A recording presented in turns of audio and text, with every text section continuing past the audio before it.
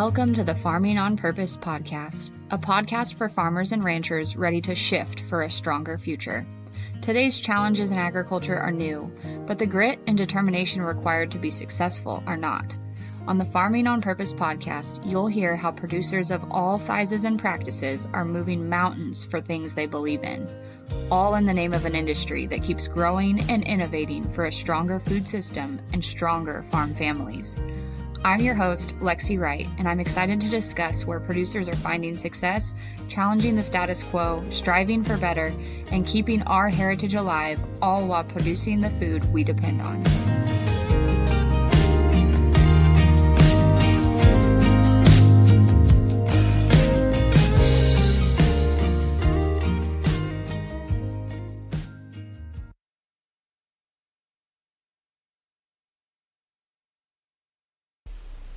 Welcome back to Farming on Purpose. It's Lexi here, and we're going to do a solo episode together today.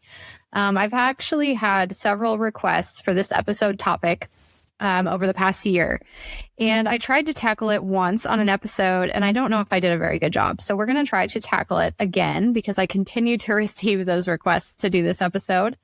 And what the topic is basically about time management, juggling all of the things, how to get things done, and just wanting to hear strategies that I'm using and that I've seen others use and figuring out what could work in your day-to-day. I'm not sure why people ask me this question because I don't know that I am an expert on it or really do a great job of it, but I do try really hard. So maybe it's the recognition of the effort that you're giving here. But the first thing that I want to talk about around this is the season. I think that the season matters immensely when we talk about time management and trying to get things done. There's a season for everything, and it's taken me probably up to like the last couple of years to realize that and to accept that in my life. That yes, some seasons are for growing and some seasons are for resting and some seasons are for pausing and figuring out what the heck we're doing here. The dead of winter, which is what we are in right now as I record this. Today is January 17th. So you'll hear this episode in a couple weeks, but it's the dead of winter. It has been a brutal couple of weeks here at home for us. And it's been hard mentally for me to accept that. We came out of some sickness right before the holiday season. Then we went straight into the holidays, kids home on break. And then post-holidays, we have had some bitter cold and snow that has caused school to be out on snow days. And then the kids have been sick again. So everyone has been off of their routine. It just has felt like a chaotic mess of us trying to get anything done. Because we are definitely a routine-based household. When people get off their routines, they get cranky. It makes me cranky. The housework suffers, which makes everyone more cranky. We live in a very small house right now. Actually, the house is large, but we're only living in a portion of it as we get ready to renovate. So we're kind of all piled in here together. So we get a little bit of cabin fever, we get a little bit of the winter blues, and we get a little bit of off routine. And that causes for kind of like a storm of just, what are we doing? Everyone's like, I have no idea what's going on. Why is this so hard? And I couldn't figure out for the first couple of weeks. I was really disappointed in myself for like, why was this so hard? Like, these are my kids. This is my family. Why is it so hard for us to spend time together? Why are we struggling right now to just get along and to not have like meltdowns every second of the day? And it took me a little bit to work through that and figure out what it was. And I realized after some thought that it was the expectations that we were placing around it. And I think that that's probably a good note for myself as I grow as a person, that my expectations that I put on things are probably a good chunk of the problem most of the time. But I typically do have pretty high expectations for how I think things should go. My husband is very similar. And when things don't go that way, we get very frustrated with ourselves and wonder what we're doing wrong or why things are not working out. The best of laid plans just don't come to fruition. And it's like, well, where did we get off course here? But along with that, kids being sick, of course, things are going to be a little bit more difficult to manage as they just don't feel good. And then as I kind of walked through that and the expectations I was placing on the days that we were having at home, I was expecting my routines and my work output to be close to normal during those times. And that's just very ridiculous to expect when I have 4 children under the age of 7 at home, feeling sick, off of their routines, needing things from mom. So that expectation that I was placing on myself and my work output was causing a lot of the stress and the frustration that was sourcing from there. So the winter, back to the original point here, the dead of winter can be hard. I feel like, especially in ag, we are coming out of a very busy season from fall harvest and basically all of summer and fall just being chaotic, get all the things done while we can. While the weather is good, while the sun is up and we have light to see. And then we hit this wall come winter where it's like, oh my gosh, I don't know what to do. I don't know what's next. I'm tired. I'm exhausted. But at the same time, I feel like I should be preparing. I feel like I should be fixing things that are broken so that when spring comes, we're ready. I feel like I should be making adjustments. We always put the books off to do in the winter. So there's this list of tasks of things that we don't particularly enjoy necessarily, whether that's fixing equipment or fixing up the farm books or just being inside in general. That happens in the winter. And we also probably, at least I know I do, have this kind of fear of rest. I'm getting better about this and realizing that you don't have to go full steam ahead 24/7, but we kind of wonder in the back of our minds, I think, when we pause and slow down and start to settle into like that winter routine of a little bit more rest, a little bit less daylight, doing the maintenance tasks, the things that are not that fun or the things that we maybe dread doing. And we wonder if we're letting ourselves slip. We wonder if we will be able to get back into productivity mode when spring comes, or we wonder if, this is just us being lazy. Some of those like internal self-talk things that come up and make us feel guilt or shame or just lack of motivation to do the things at hand. So that's kind of the season that I think a lot of us face when we get into this January through March timeframe as we gear up for what's next, but we at the same time know that we need rest and know that we need to be in kind of a rejuvenation phase. So first, acknowledging the situation and the phase or the season that you are in, I think is one of the most important things that you can do.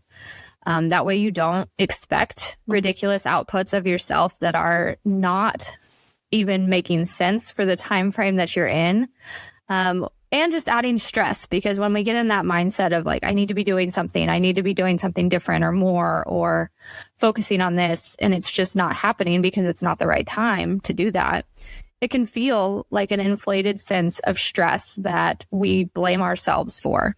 So recognizing the season and what actually is important in that season, I think, is the most important thing you can do.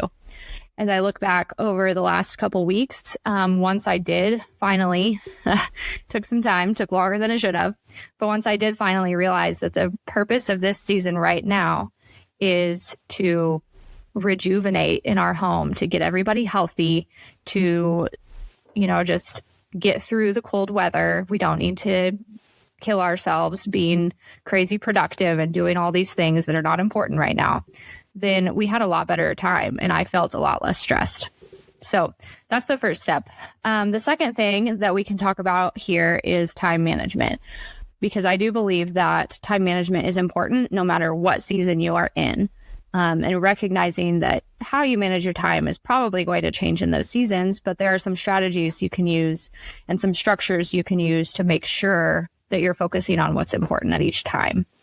So the first time management strategy that I have always used, I shouldn't say always. I think I started this when I was pregnant with my second, and I was getting ready for maternity leave from work. And I started trying to prepare other people in my office for what was going to happen during that time. So I started putting everything that I was doing on a Google Calendar. If I spent an hour doing a task, it went on there. If I spent 5 minutes doing a task, it went on there. Until I basically had a routine list of all of these things that I was doing and how long they took built out on my Google Calendar. So if at any time someone was like, well, I don't know what she did right before she left, they could go look.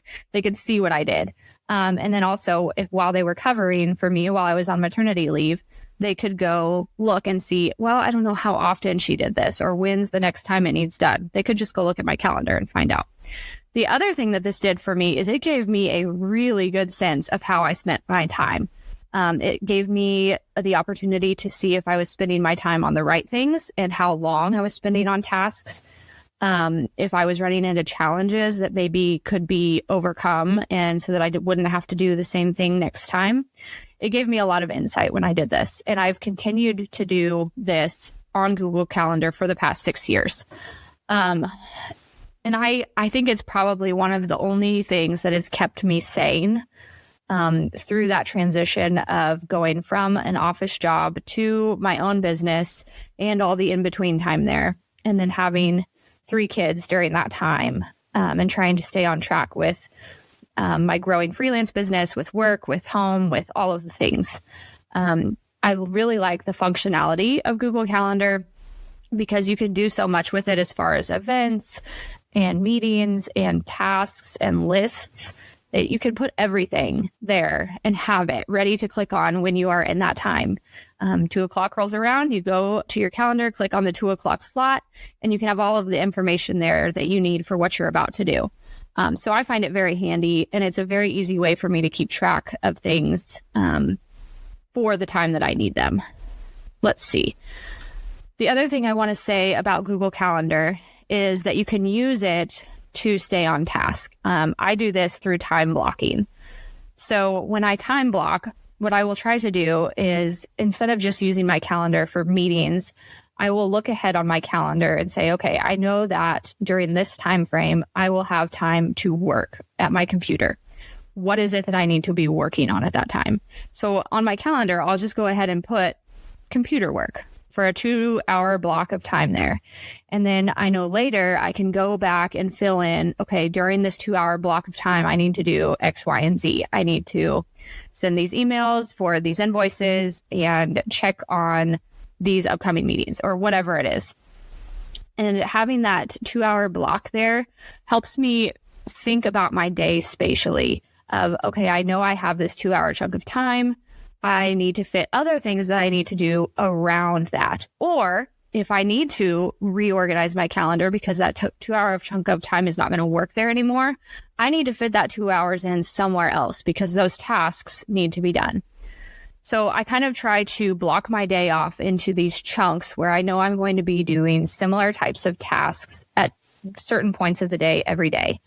For me, what that looks like is I will block off, let's, for example, say Wednesday afternoon. I know that every Wednesday afternoon, I want to be working on one particular client's work.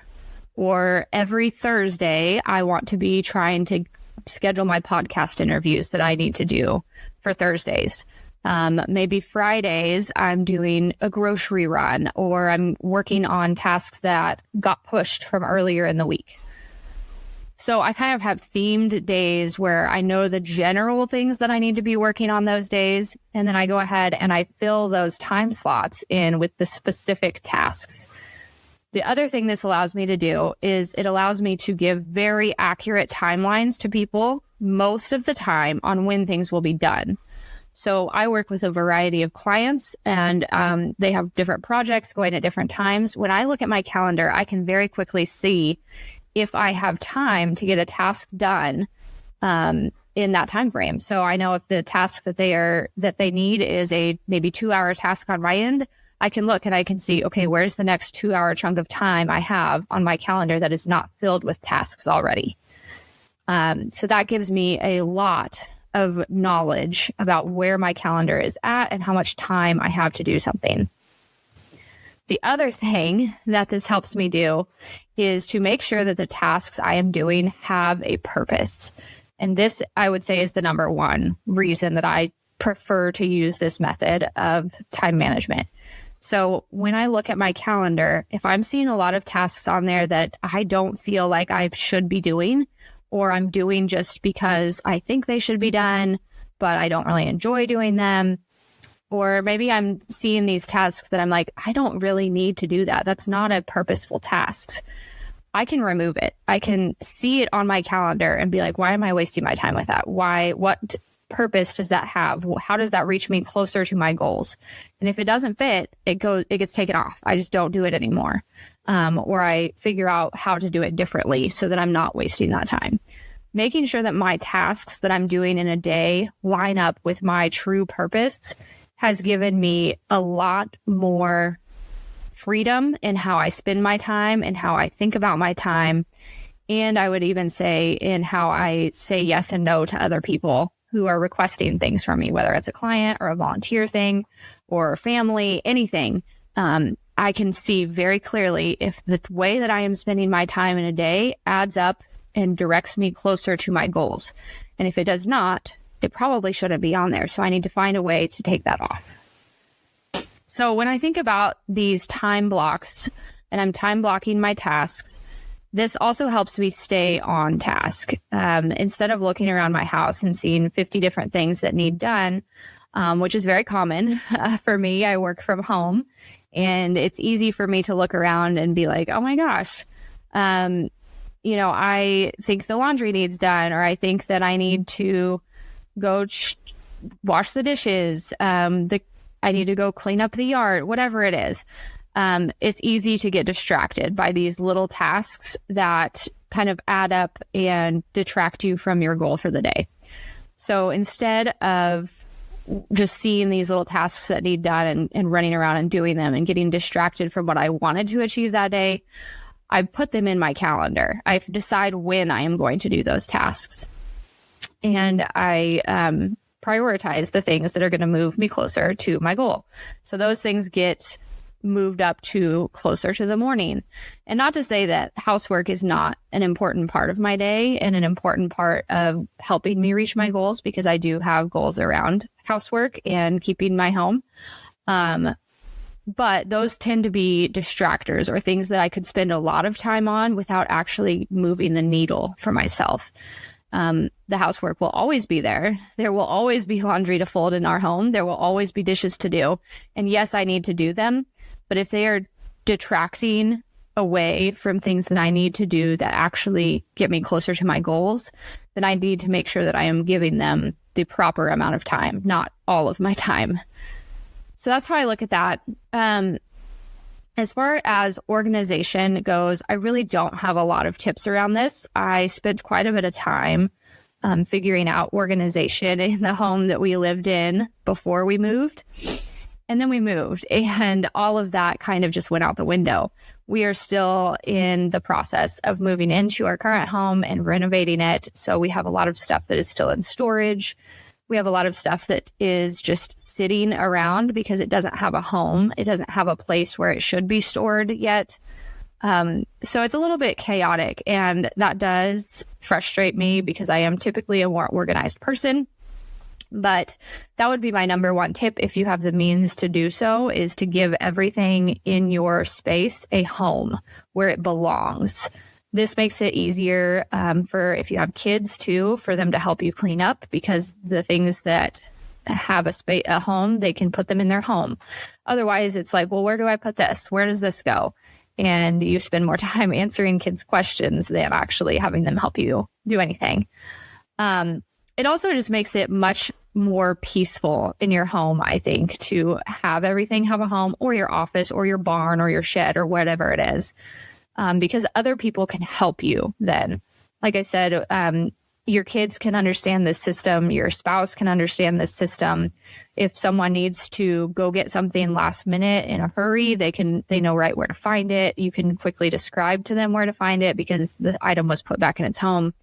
It just makes things a lot less stressful. And it visually in your home can remove a lot of stress. If you're stressed by clutter, giving everything a home helps. One thing that I have learned over time, and by no means am I an expert on this, but a few things that have helped me, because I am visually stressed by clutter, is to put, instead of things like sitting on a table where they can seem like clutter, I put things in baskets or in bins. So we do a lot of like, okay, if there's little random toys that always collect in the center of the table until they get matched with the toy set that they go to, we'll put them in a little basket. It's like, this is a little basket full of trinket toys that don't have a home right now. So it's a home for things that don't have a home. So again, I by no means am an expert there, but I very much so look forward to the day when we are more settled in our new home and things can be assigned their true place. So looking forward to that day. Another organization thing that I have implemented that I feel like is worth it and makes my life easier is a file naming system for digital files. So we work really hard in my business to utilize a file naming system so that anyone can find the files that they need quickly. So there's lots of ways to do a file naming system. Basically, it just is setting up a structure for yourself that you stick to. For me, I like to do levels of folders. So for example, different files that we keep, let's just use taxes as an example because we're working on that. I like to keep all of our files digitally. So when we get things, I will scan them in or use a PDF photo scanner on my phone to scan the document in, and I save it in a file that's called like tax prep or something like that. And then I make subfolders for my husband's documents, for my documents, for farm documents, for business documents. So we have all of those in there for childcare receipts, all of that kind of stuff. And just naming those files and then naming those folders and then naming the files accurately helps us to stay organized. I do the same exact thing in my business. We organize things by clients, by projects, by timeframes, just to make sure that we can easily find and refer back to things if needed. This has taken some time. Because in a lot of our clients' cases, if they need something last minute, we can get in a hurry and not save things properly. Mainly me, my other folks that work with me in my marketing business do a wonderful job of this. Mostly it's just me. So I have to slow down and remember that if I don't save this in the correct place, it's going to be challenging to find later, or someone else is going to need it and I'm not going to know how to get it to them. So giving everything a home in your digital life as well as in your physical life is really the only organization tip that I have to give. If you guys have other organization tips, I would love them because I feel like organization and any work that you do to keep things more organized, less chaotic is definitely work that pays off. All right. The last couple ones here I wanted to chat about are how to juggle the different priorities in your life. This is one that I feel like causes me a lot of stress because I have a lot of priorities or roles that I fill as a mom, as a business owner, as a member of the farm or contributing person on the farm. We all have lots of different roles or things that we do and have to prioritize, and juggling all of those can be really challenging and make you feel like, well, when I'm doing a really great job on one front, maybe that's because I'm letting something slide on a different front. The best way that I have found to make this work in my personal life is to build flexibility into our lifestyle. And that has taken a lot of time and a lot of work. It's not something that I've always had or had the option to do. But anymore, building time into my day where this time is for things to go wrong, or this is time where I know that if I am not moving my business forward in the way that I want, if I know that we're not moving our farm forward in the way that we want, cleaning stuff up, things that we'd hoped to have done by now, it's okay. Because there are things that are not going to go to plan. There are things that are going to take longer than we thought they were going to take. People are going to get sick when we didn't anticipate it, things like that. So building more of that flexibility and recognizing that I might need a little bit longer of a timeline to complete something than I think I should have, or that I think someone else maybe should have, just because of the responsibilities that are in my life at this moment, and giving myself flexibility for things to go wrong or to take longer is the best thing that we have been able to do as far as juggling tasks. As far as other things that we do to juggle and to stay centered on our priorities as we juggle those things, I think support in some way is one of the most powerful things that you can give yourself. It can feel really hard to invest in support systems for yourself because it feels selfish, or it feels like, it's a waste of time. You can get it all done. You can solve the problem yourself. But support systems are made to support you when you cannot do it yourself anymore, or when you need a day or you need an hour to just collect your thoughts or get your ducks in a row, whatever it is. Support systems are there for when things don't go the way they're supposed to go. A couple support systems that we have been able to build into place, or that I like to lean on anymore, are online communities. This works well for my lifestyle. I know it doesn't work well for everyone's, but this is one of the biggest ones that has worked for me. A couple that I really enjoy being in, I'm in one that is focused on farm and ranch management for women specifically. I am in one for women who balance different roles in Western and agriculture life. So being moms and homemakers and business owners and all the things that are ag-related. And then I'm also in one that is specifically focused on women business owners and who have online businesses, or partially online businesses at least. And those support systems have been invaluable to me. It is very easy for me to get stuck in a mindset of thinking that I need to do things a certain way, or that I am doing things this way and that's the only way that they can be done. So having these support systems and these sounding boards are really helpful to me to kind of get my mindset in a new place, or in a way that I can find growth and find new opportunities versus just continuing to use things that don't work. So that is one that I really appreciate. Another support system that I have built in place for myself is to add contractors to my marketing business. This has been the only way that we have grown. I put it off for a lot longer than I should have because I didn't like the idea of having people on my team or managing people. That's something that I really do not excel at or find joy in. I struggle with managing other people's tasks and having those conversations. So it's something I put off for a very long time, but it is hands down one of the best things that I ever did for my business and for myself. So that is another support system that we have built in place. Just a few that help us around the farm as well. I would say one other support system that we have is my father-in-law. And this is not a support system we had to build. It's just the way my father-in-law is. He is always wanting to help, always available, always really excited when he gets to be helpful to us around the farm. So that's another support system that we are thankful to have. The last thing that I want to leave this episode with is the sense of purpose around how you spend your time and what you spend your time doing. That is the only way that I think juggling multiple roles and responsibilities really works.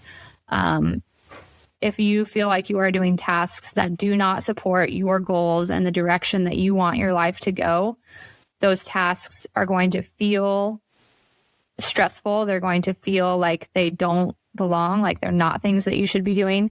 You might be tempted to not do those tasks at all. And then you feel guilt or shame that you didn't do tasks that you felt like you were supposed to do because they didn't align with what you're prioritizing right now. So all of those things are kind of just putting off decision making because you know these things are things you need to do. You don't want to do them. You don't feel like they align with what your purpose is. And so it just kind of creates this cycle of, I know I need to do these things, but I don't want to, so I won't. Then I feel guilty because I didn't. And that's just a really terrible way to manage the things in our time in life. So prioritizing our time to spend the things on the things that we know align with our goals, filling in with the things that we know we have to do, or finding other ways to get those things done. And then making sure that we're always focusing on the most important or the highest priority task at the time is one of the best things that I think you can do for yourself. And we all have only a limited amount of time on this earth. We don't know how much it is. So at the end of the day, looking back at your day and saying, was I happy with how I spent my time? Was I happy with the progress that I made today? Did the things that I did today align with my roles and how I want my life to serve other people and to serve myself? And if the answer to those is no, then that's a sign that we need to reevaluate, that we need to look at how we're spending our time and see what adjustments that we can make. When we feel like our tasks have purpose and are leading us closer to our goals, we start to feel that fulfillment of knowing that we are on the right track, of knowing that even if we don't enjoy all the things that we need to do in a day, there is a purpose to them, that we are making progress, that we are serving a role that is valuable. That's what truly keeps us moving forward and focused on our goals. And a lot of these things, they like big goals, they can take a long time. Growing a farm, that's not something that just will happen overnight for any of us. It doesn't matter what kind of resources we have available. Or what kind of situation we've stepped into.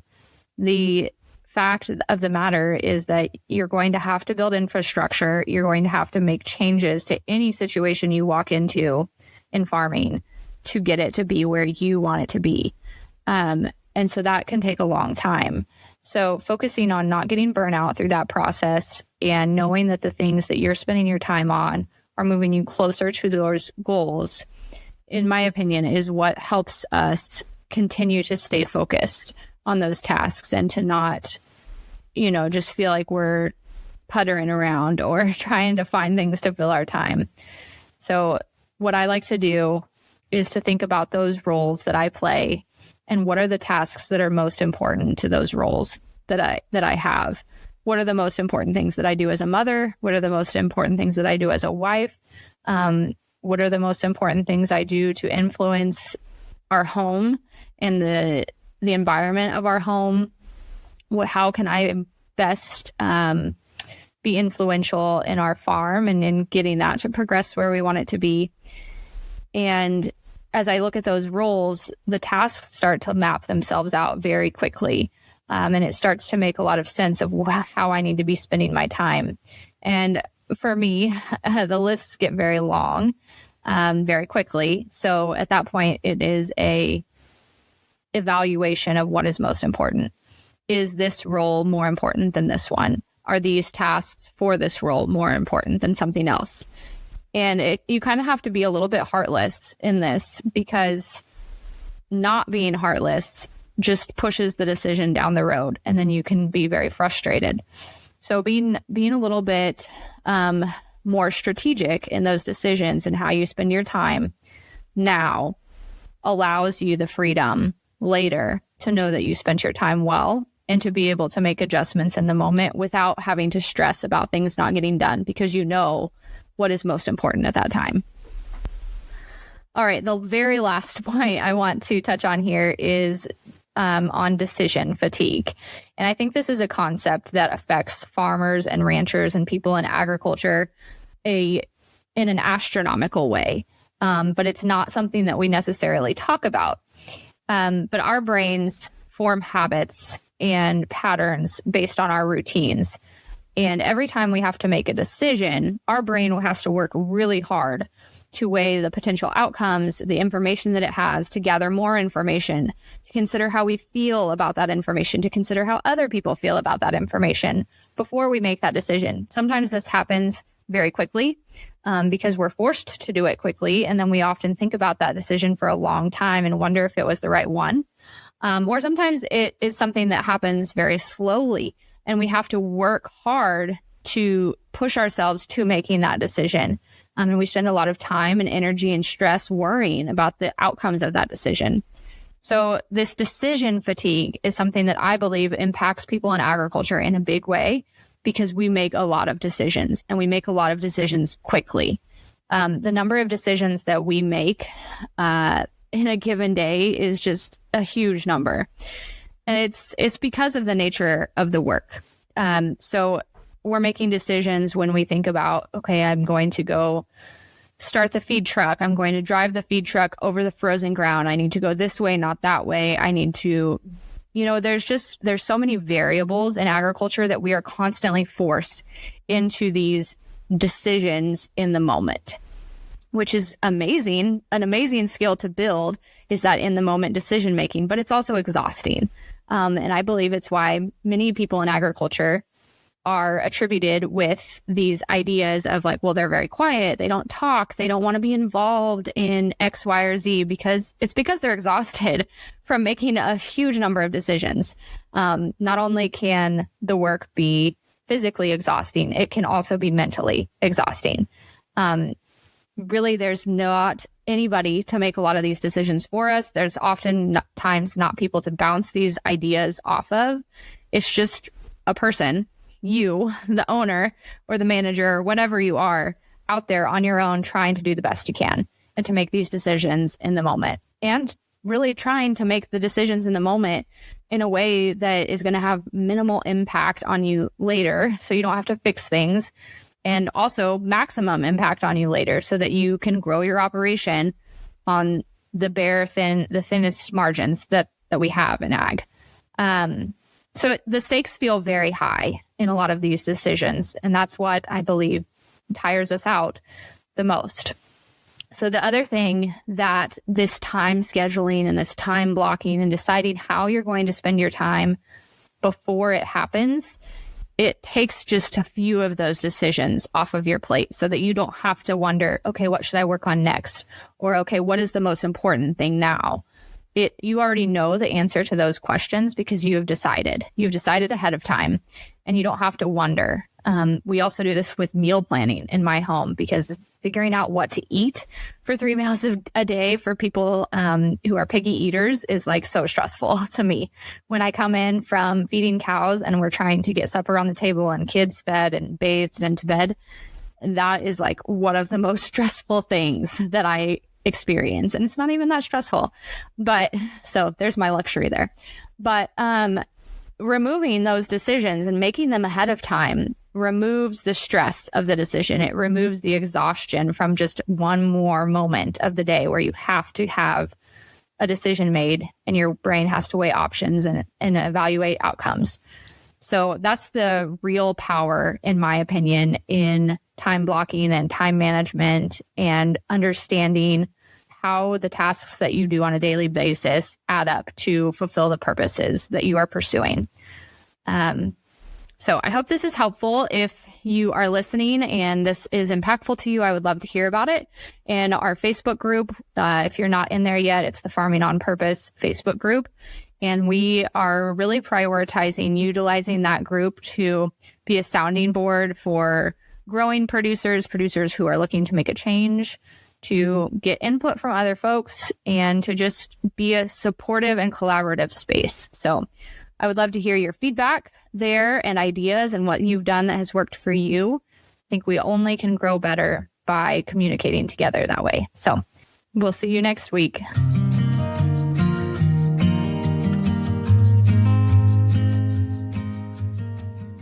If you've enjoyed spending time with us today, please take a moment to review the podcast on Apple Podcasts or join the conversation on social media.